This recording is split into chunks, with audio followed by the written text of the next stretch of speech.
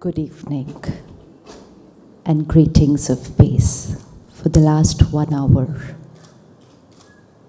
every word we heard, every word we read was vibrating at the highest frequency, and that's the frequency of peace. And I think that 1 hour, when we were consuming every word of peace, I'm sure each one of you is already experiencing that peace within. Do you feel that? Yeah? Yeah? Do you feel at peace, or were we just listening and talking and reading about peace? Two different things, right? So how many of you feel that you're more settled, more calm, more at peace in the last 1 hour while you're here?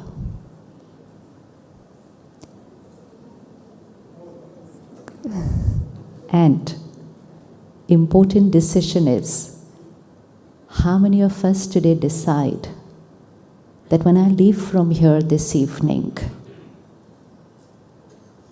I'm going to live a life of peace?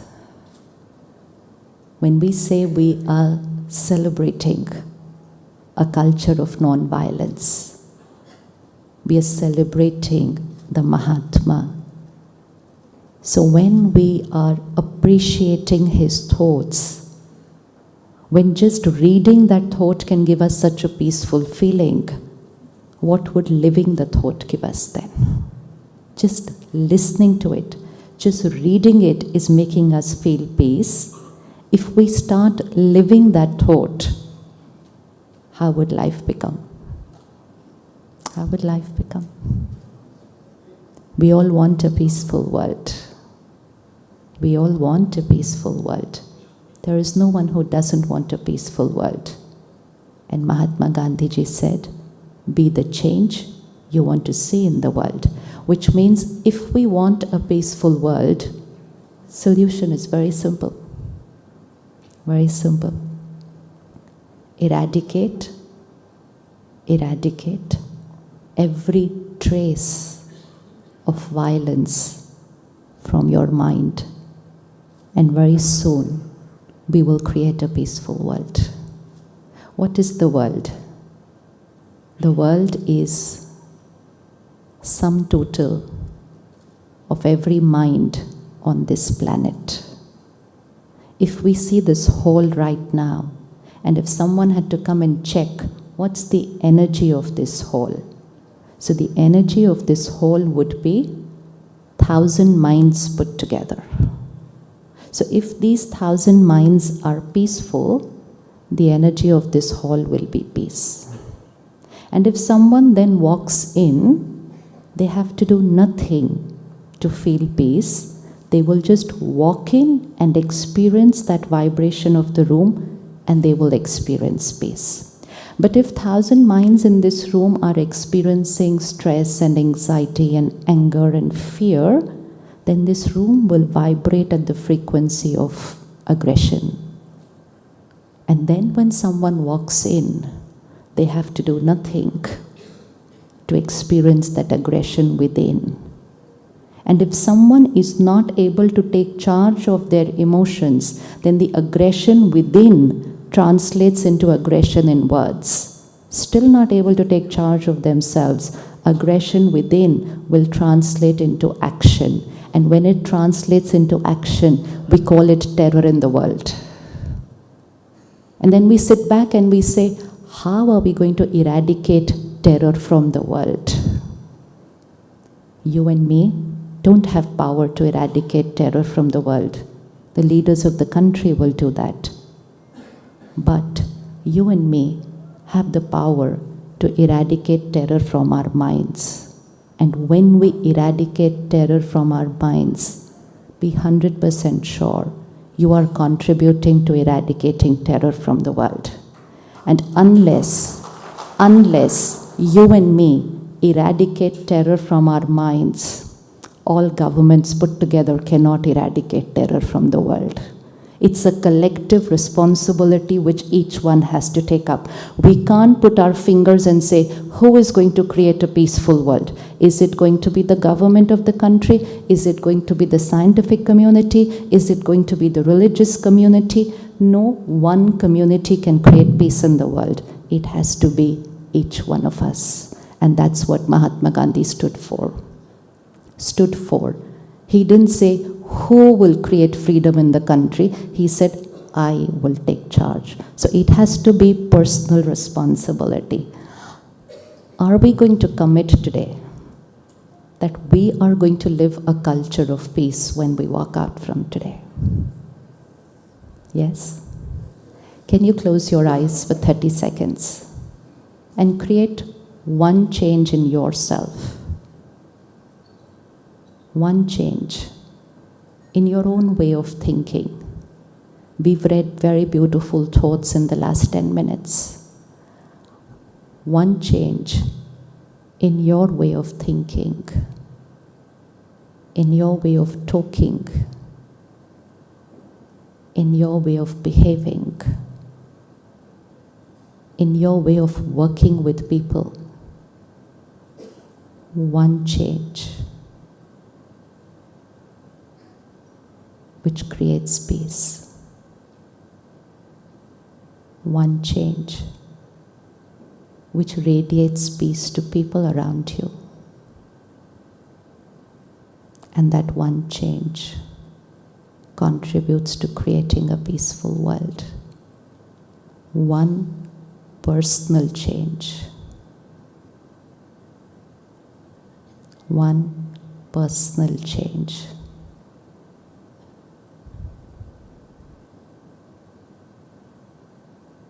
It's our contribution.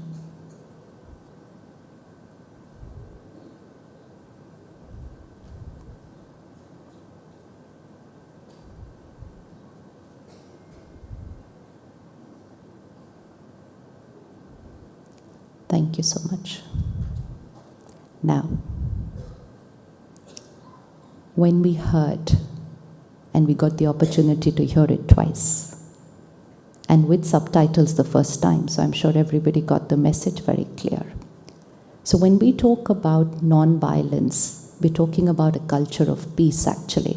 Because when we say the word non-violence, and I check myself and I say, oh, I don't indulge in any violence. You and me don't indulge in any violence, do we? Anyone here indulges in any violence? Nobody, right? Nobody. So we're already qualified when it comes to the word non-violence. But we can give ourselves credit for being non-violent only if we are checking non-violence at a physical level. To hurt somebody, to cause someone pain, to traumatize somebody, you only need to say one word and that would be enough for them. Do you think we can cause pain to people by saying words? Yes? Has any one of you ever been violent with your words? So non-violence is there. Don't say anything in your words. Just create very strong negative thoughts for somebody and send it to them. You have to do nothing. You can be very sweet in your words, perfect in your behavior, but if I just criticize somebody internally, if I'm very judgmental about people and I say, why are they like this? Why are they doing like this? How could they be like this? I cannot work with this kind of a person. I cannot live with this kind of a person. My every thought radiates to them and it's causing pain. I'm being violent in my thoughts. And so it's not non-violence only in action, it's non-violence in thought, word and action. Because thought, word and action is energy we're radiating out into the world. Anyone here creates anger? Oman is a peaceful country. And really it is. It is a very, very peaceful place. And you just land in this place and you can feel the vibrations of peace. There's no doubt about that at all. But there's always a little bit more that can be done, right? And which means, let's create a place where the whole world will travel and come here and say, do you know what? Not even one single person here ever gets angry. That's something to give to the world. That's something to give to the world. Because then we are truly living peace. Every time we create anger, every time we use wrong language, every time we criticize somebody, how much terror and pain we have created. People take days and days and sometimes years and years to forget the pain. And some people nowadays say, I can never forget what they said to me. Do they say that or no? I can never forget what they said to me. And which means that wound cannot be healed, what we have created. How much time did it take us to create that wound? 30 seconds. But they say they will not get healed. And so anger is violence. Anger is violence. If someone hits me, I may forget it. But if someone says one wrong word to me, I probably will not forget it for a lifetime. So sometimes words hit more than physical actions. Yes?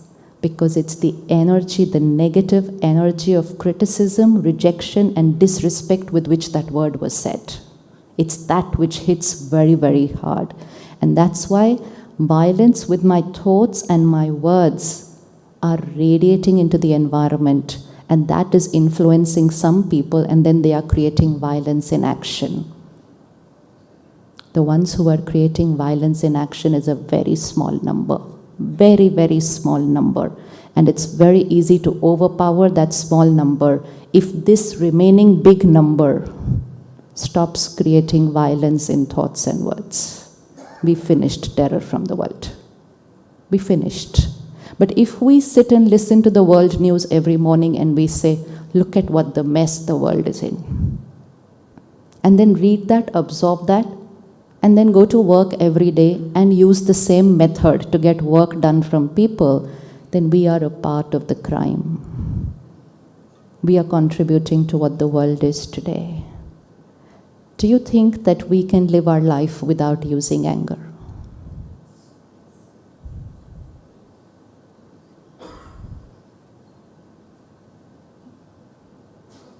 We are just celebrating the life of a Mahatma who created miracles with non-violence. Here we are talking only about our organization, our children, our family. Very simple. Do you think we can do it without using anger?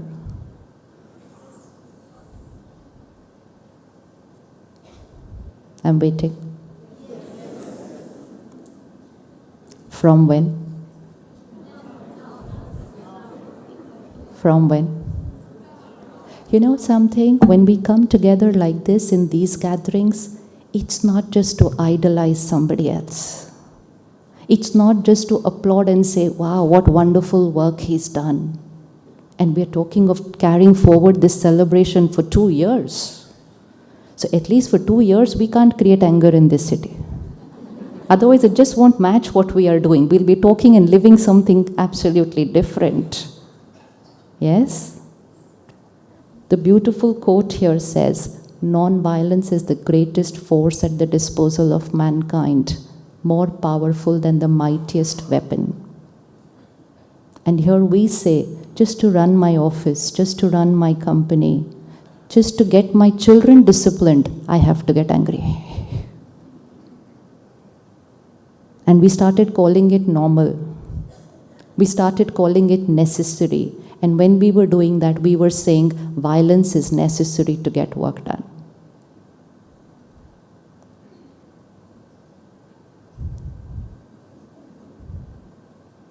People will not be our way. People will not behave our way. People will do something completely different from what I expected them to do.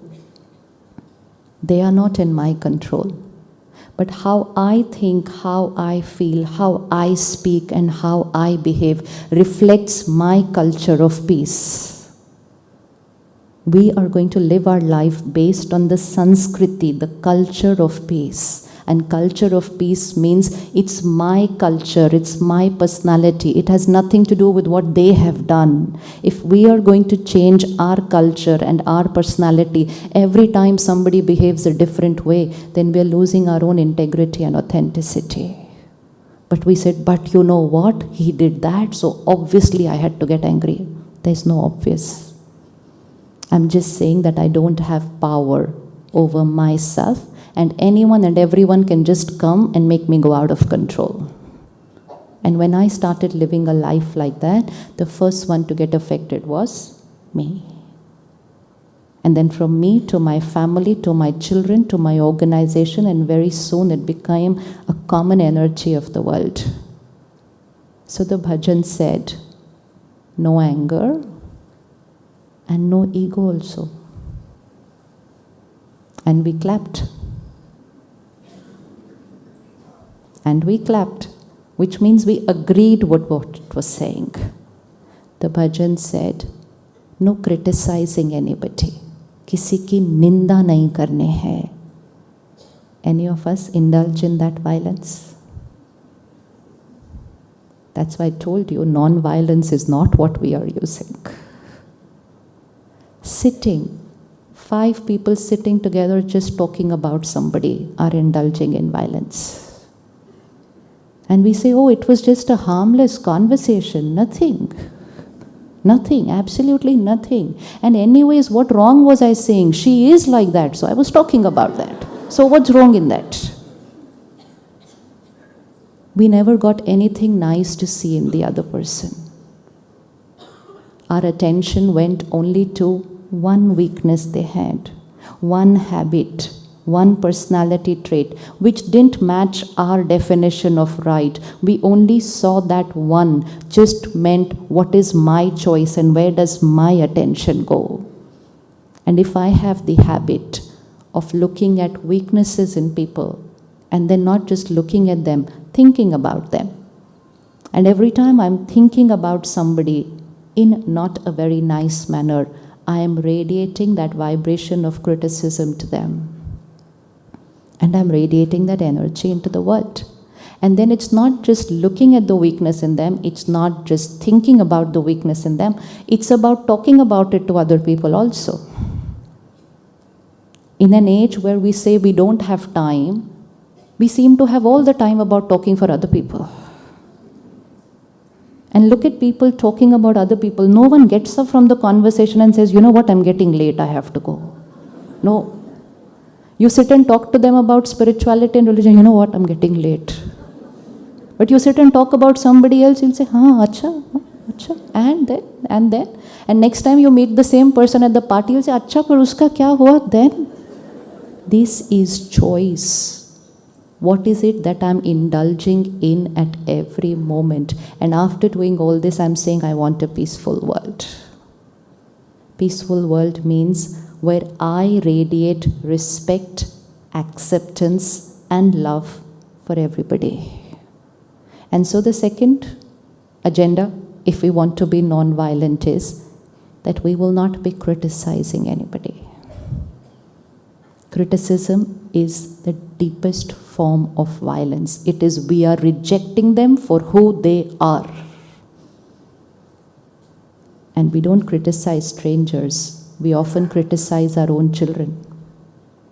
We often criticize our own children. And we think we're doing it for their good. Saying to somebody, you just cannot do it. You always seem to drop things. Even a simple thing like this is violence because you finished his or her inherent capacity to be confident. You finished it.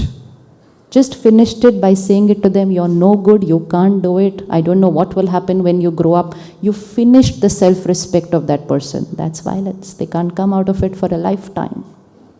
A lot of people today, the personality trait that they carry and who they are is a result about what their parents and their teachers said about them while they were growing up.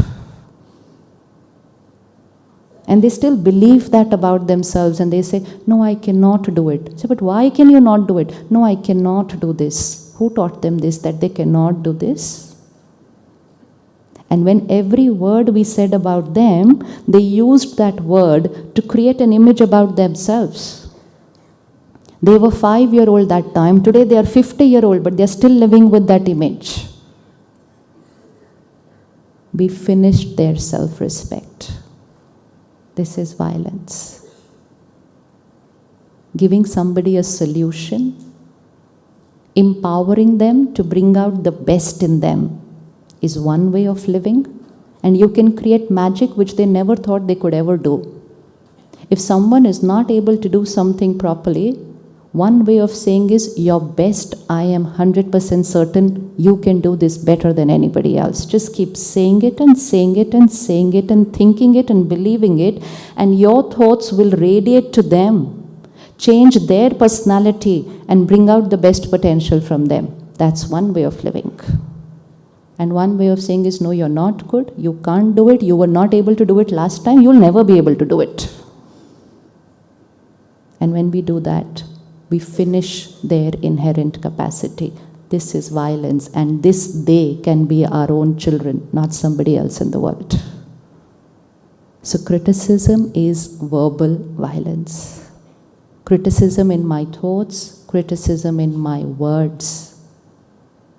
Can we pledge that I can give up this one habit?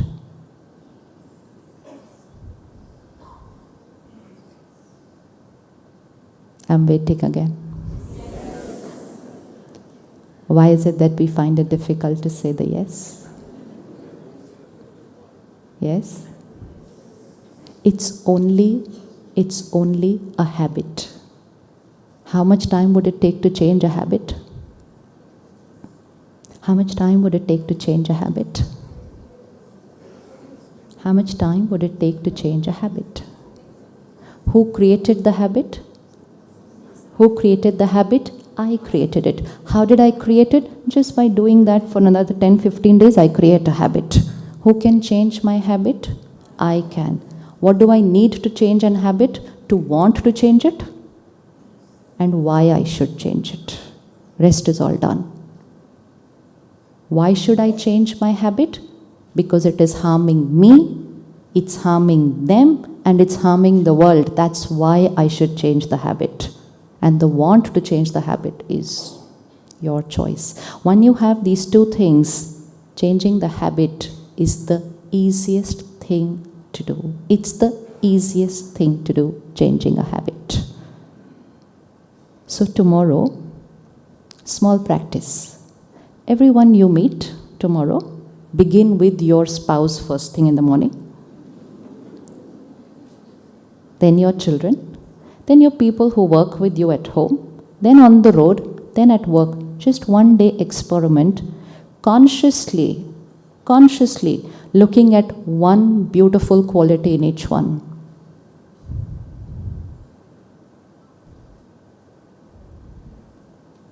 Everyone has so many beautiful qualities and a few weaknesses. It's our choice where attention goes.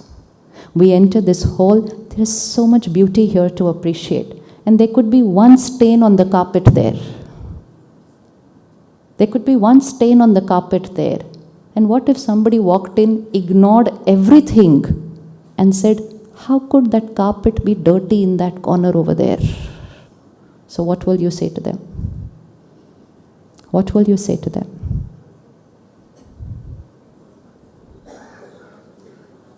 Same applies for everyone we criticize. Same applies for everyone we criticize.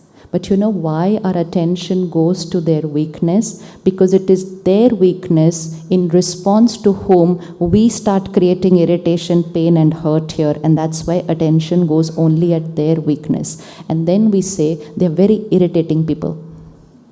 Do you have any irritating people in your life? You have any irritating people in your life? Yeah, they're very irritating people. When I say so-and-so is a very irritating person, I am saying this person has the power to create irritation in me always. So I just label them as irritating people. One day, take that irritating person to 5 more people and see whether that person is able to create the same amount of irritation in other people.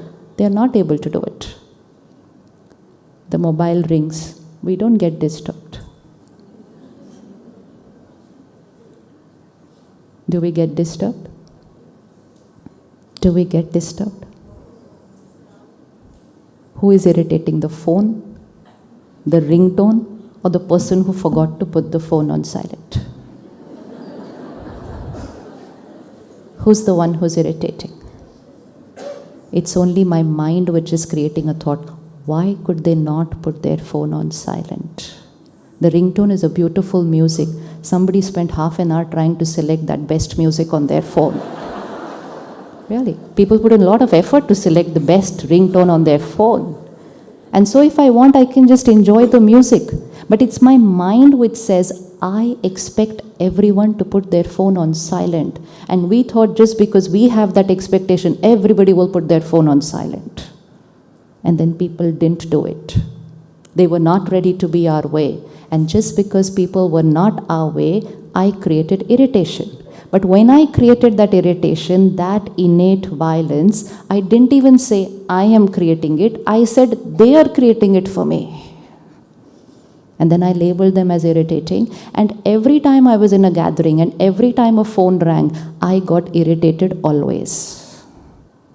And one decision today, when so many people are together, some person will forget to put their phone on silent.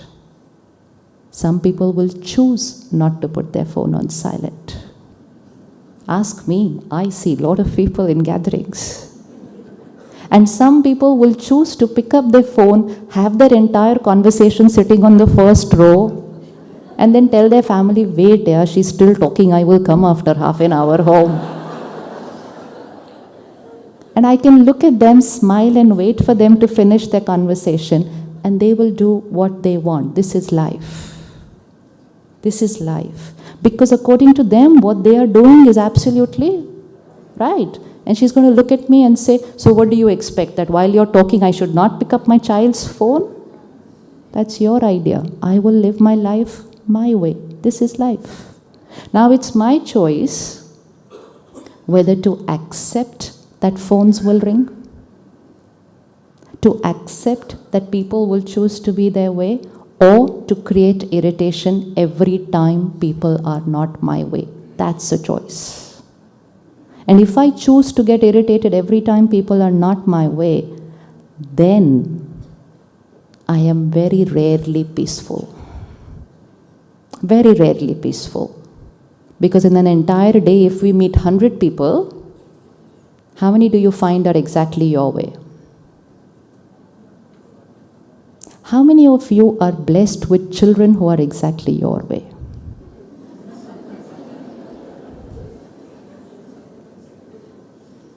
Not a single one has children exactly your way? And does it never ever occur to you that if my own child can't be my way, how can the world be my way? How can the people I work with be my way? How can the stranger on the road be my way?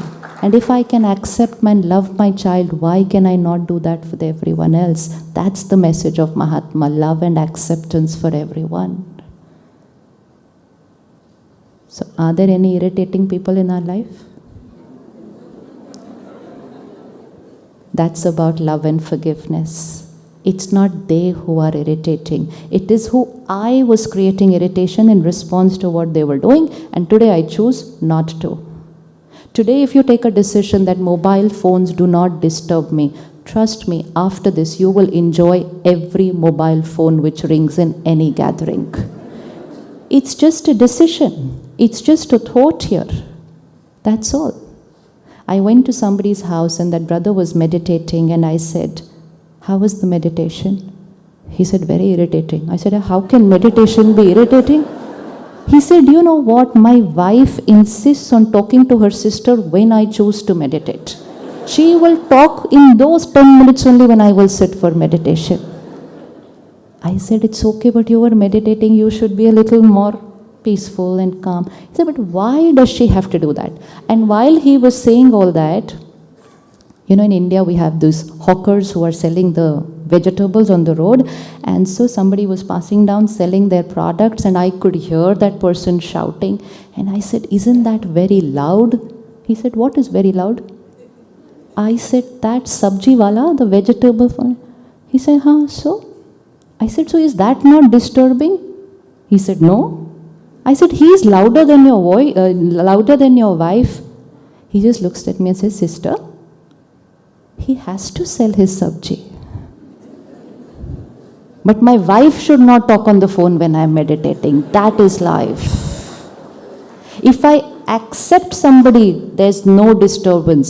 If I expect from people, it's disturbance always. It's all a thought. It's not about the noise. It's not about the volume. It's not about who is doing it. It's about whether I have accepted it or whether I have expectations. So we accept phones ringing.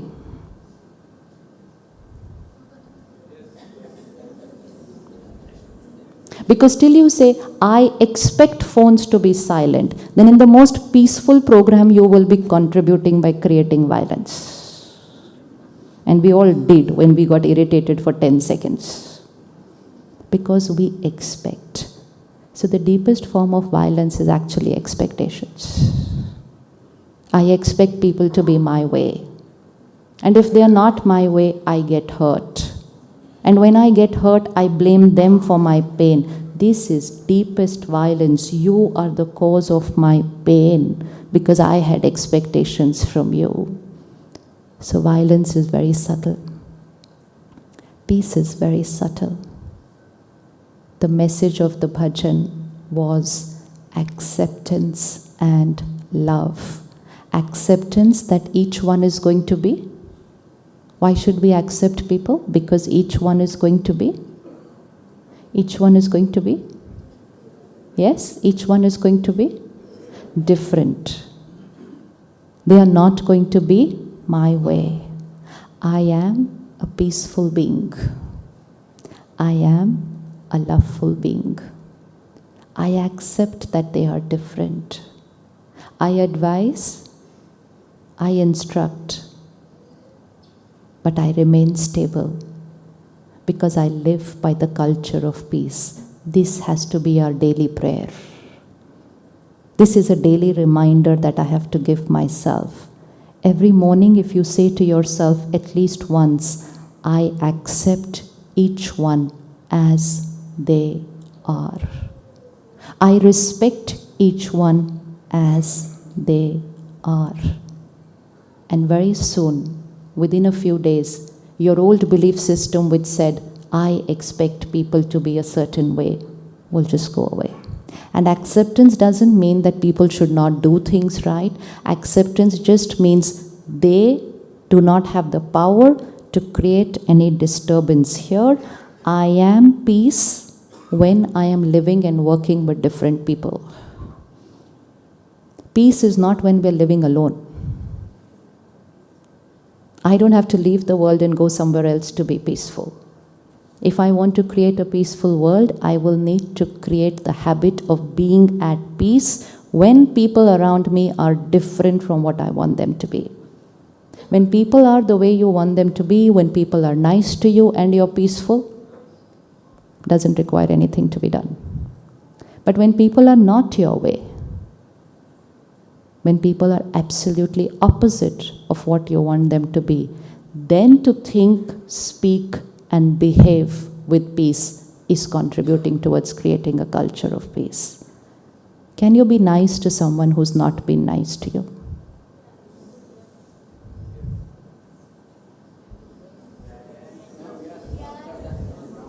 You walk into this room.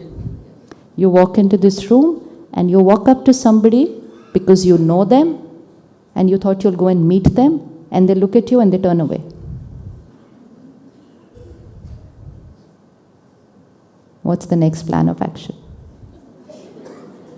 They look at you, they see you, they ignore you, they turn away. Simple. Not a very big situation, ordinary. How will we respond?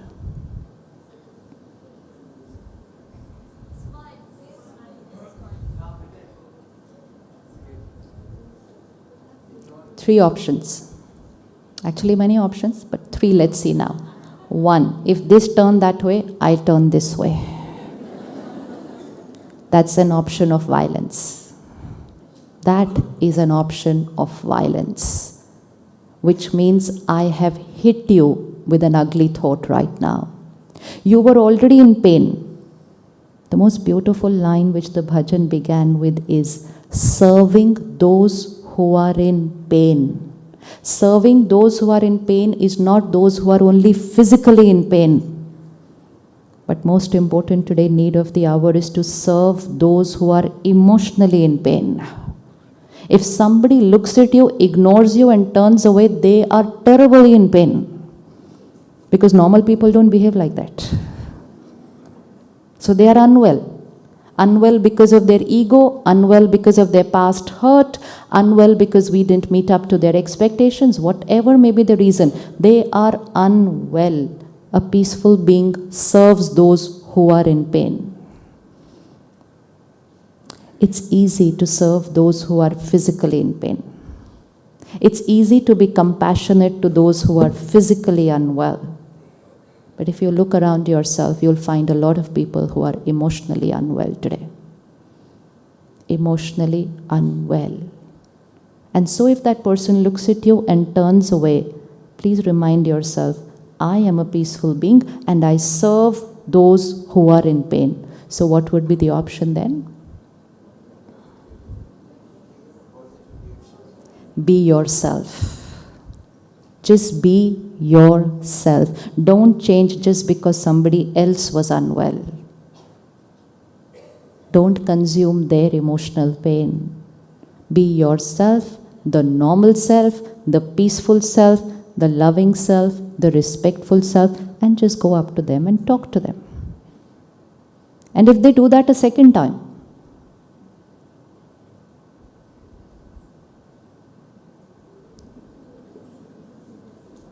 and they do that a third time, and they do that a fourth time, they are still unwell, but we are absolutely healthy and we're ready to serve the world. That's how we will create a peaceful world, just by being ourself, because ourself is a very beautiful, pure, divine, peaceful self. It's only that pure self which does not find purity there, we change ourselves. And we say, if they don't talk to me, why do I need to talk to them? If they don't wish me, why do I need to wish them? This is violence, which means if they hit me, I hit back. And that's what the quote said, eye for an eye. And we clapped. You have to remember everything you clapped for. Because it means I agree with what it was saying. And which means I will not do eye for an eye. Which means I will not return to people what they have given to me. I will be what I am. Peaceful, loving self. Today is the day to forgive. Is there anybody you're holding on your mind who's not been very nice to you somewhere in the past? Is there? Then today is the day to forgive. Not forgive them, forgive yourself. If someone's not been nice to me, and nice could be really, really, really not nice to me, but if I've been holding on to it on the screen of my mind, then who is the one who was in pain? Who is the one who was in pain? I was in pain. And because I was in pain, I radiated those negative vibrations to my body. I also created disease in the body just because they did something which was not right. I harmed myself. The one whom we terrorize the most, ourselves. Someone just walks up to you and says, I don't like the dress you're wearing. Finish. They say it and they go away. After that, I terrorize myself. How could she say this? And that too, she said it in front of everybody. Has she seen her own dress? Is this the way to come? Terrorize. This is terror, where I create every thought which causes pain to me. That's terrorism inside here.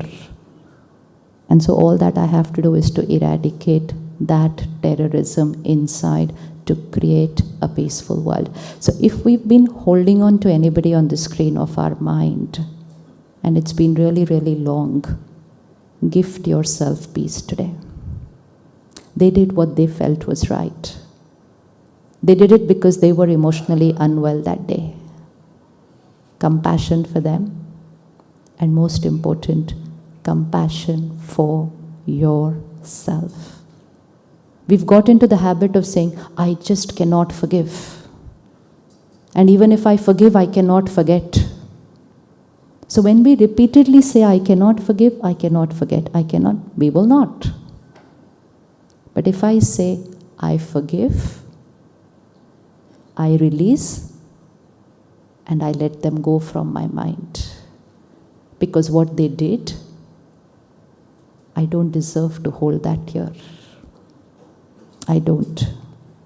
Just for the next few days, every morning, spend 1 minute for yourself and say, I forgive, I forget, I release, and I let go.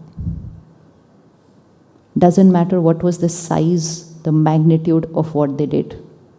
Releasing is still only one thought.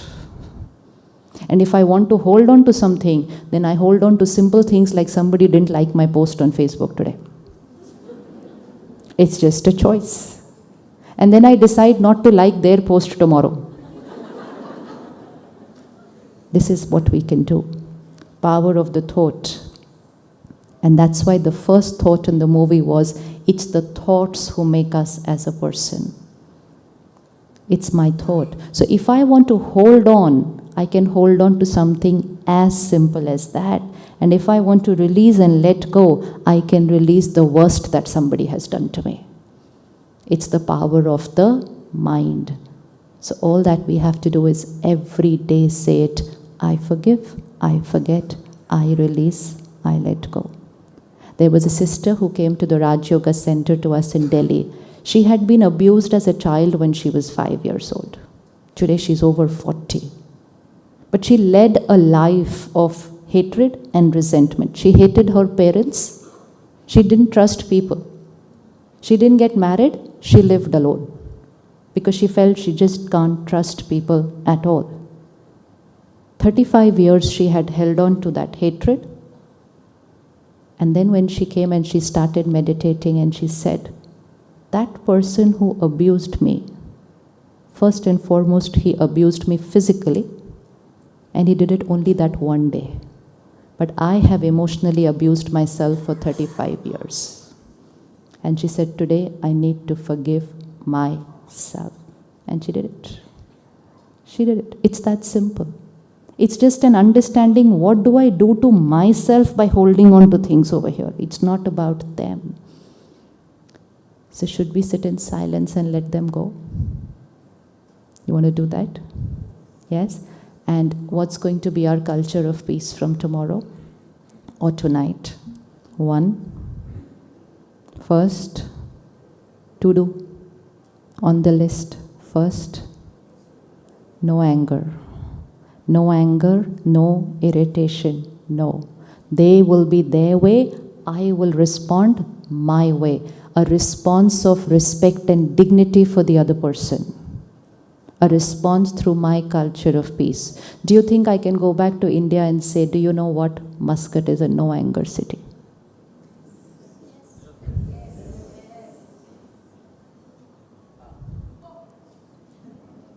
Do you think we can do that? Yes, we can do that. Yes, we can. Let's give them that very, very strong message. And when one does it, you know, the most important learning from Mahatma is the power of one. It's the power of one. Only one has to do it for the world to change. We are waiting for the world to change. So 1 is no anger zone. 2nd is no criticism. Accepting and appreciating people. Looking at the goodness in them tomorrow. No speaking ill and no listening to anybody speaking ill of someone. Acceptance is my nature. And I do not hold on to anyone on my mind. I release, I let go, I forgive myself. We don't have to forgive them. We have to only forgive myself. Even if we just do these 3 things, we've contributed greatly towards creating a peaceful world. A peaceful mind, peaceful thoughts, having pure vibrations in the food we eat plays a very important role. We are what we eat. So our food needs to carry an energy of purity and peace. The way we earn money has to be with dignity and respect, so that the money which is coming home is coming peacefully. And then being peace is a natural way of living. Let's take a moment of silence and let's visualize I, the peaceful being. And after these few minutes where we prepare ourselves for the way of living, when we start moving out, we will walk out in silence. Let's spend next 15 minutes as we drive home with ourselves in silence. Absorbed so much today, we have to take a decision. What am I implementing in my lifestyle? So 15 minutes when we walk out, drive home, peaceful being. Look at your next 24 hours.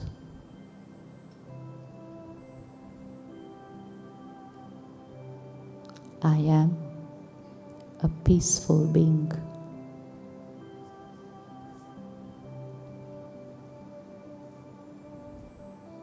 My every thought, my every word radiates peace to the world.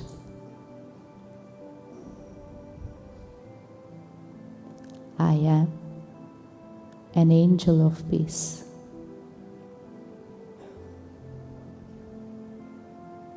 Peace is my nature. Acceptance is my nature. Respect comes natural to me.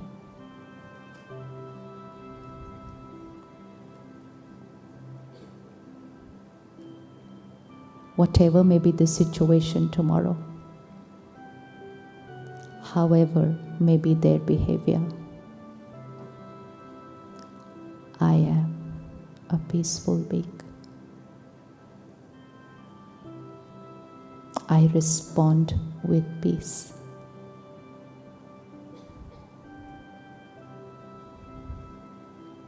I live a culture of peace.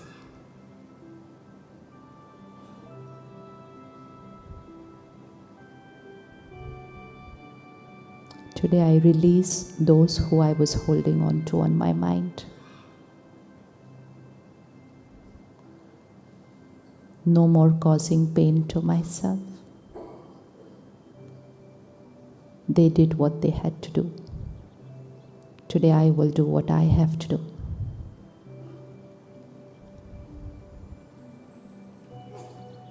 They wronged me, but I will be right to myself.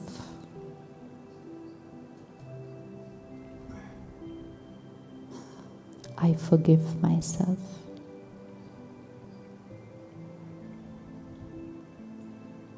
I release, I let go.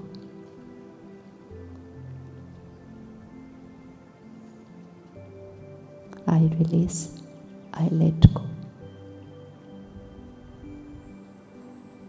I am a peaceful being.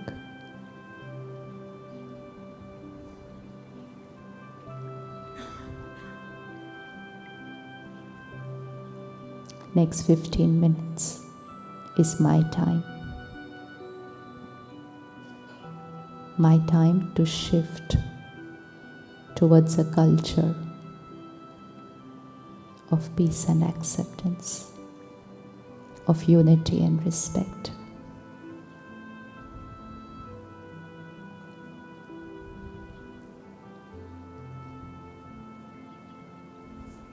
would request the dignitaries on the first row to start walking out first in silence.